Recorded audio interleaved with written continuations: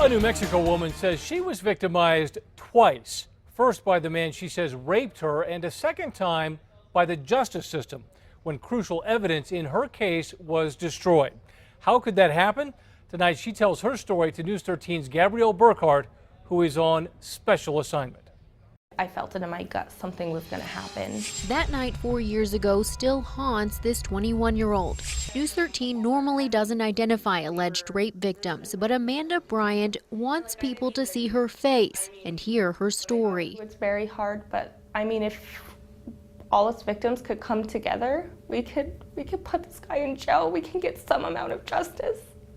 Something she's been waiting for years. Amanda was a 17-year-old high school student when she says she started getting text messages from a guy claiming to have a mutual friend.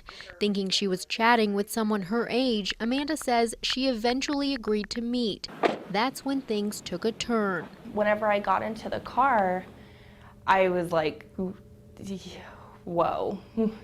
I mean, he definitely wasn't 18. He was much older. She says the man police later identified as Eli Cronenanker locked her in his car and drove her to his Albuquerque home, then dragged Amanda inside by her hair, where she says he raped her at gunpoint. I felt numb. I felt like I was overpowered, like my life was over at that point. She says he threatened to kill her if she told anyone, then dropped her off on her street, where she says he made her walk home as he followed behind in his car. Amanda eventually told her parents and went to the police. They did do a rape kit. She handed over her clothing, text messages, interviewed with detectives, and was assigned a prosecutor under former District Attorney Carrie Brandenburg. Although he was charged with rape, records show Cronenanker wasn't arrested for it right away. He told me to drop the charges, or he was going to go after my family too. Cronenanker was arrested months later after Amanda says he showed up at her house and hit her with a closed fist, threatening her once again. But he bonded out the same day. 2 months later, the DA's office decided not to move forward with the case. Amanda had no idea. She lived in fear. Still, she found the courage to speak up. What's really given me my strength is knowing that there are other victims out there. That became clear, she says, in 2015 when a woman she's never met came forward with a case all too familiar. This time, Eli Cronenanker is accused of kidnapping and raping a young woman police say he met online and started texting. According to a criminal complaint, the woman has developmental delays, but she described in detail a violent attack and led detectives right to Cronenanker's home. He was arrested and again bonded out. Amanda returned to the DA's office. As we found out he had another victim.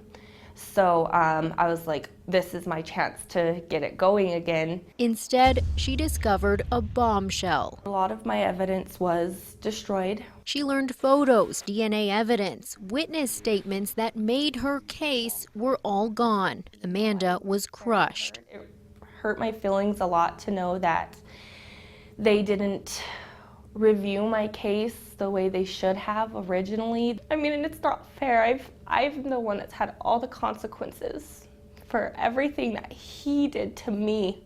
Now she wants others to share her outrage. And Amanda isn't giving up. She recently introduced herself at a rally to newly elected District Attorney Raul Torres and shared her story with him, hoping a fresh look might bring forth some justice in her case. True to his word, Torres did take another look at her case. I assigned the case to one of the new senior attorneys that I brought into the office when I took over in January.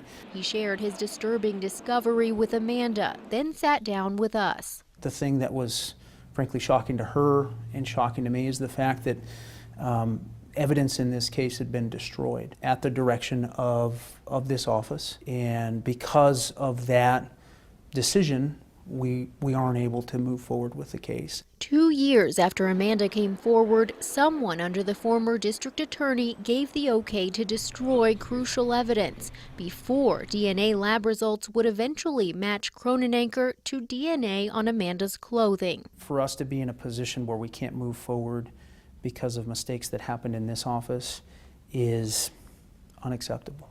We called former DA Carrie Brandenburg. She told us on the phone she had no idea how this happened and doesn't have access to case files that might give us the answer.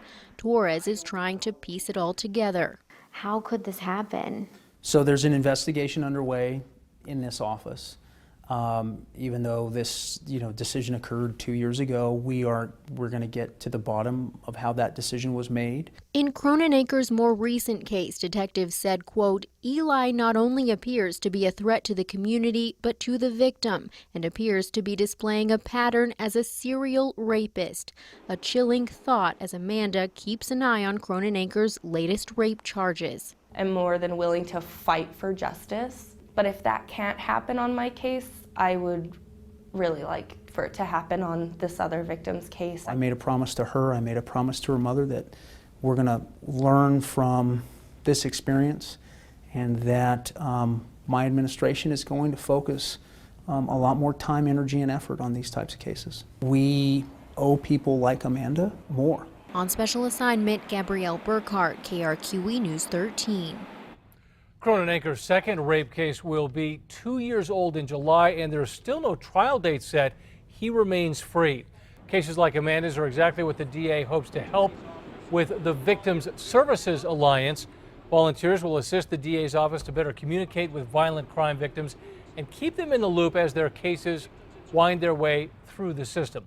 To see a timeline of the events that took place in this case, go to our KRQE News app.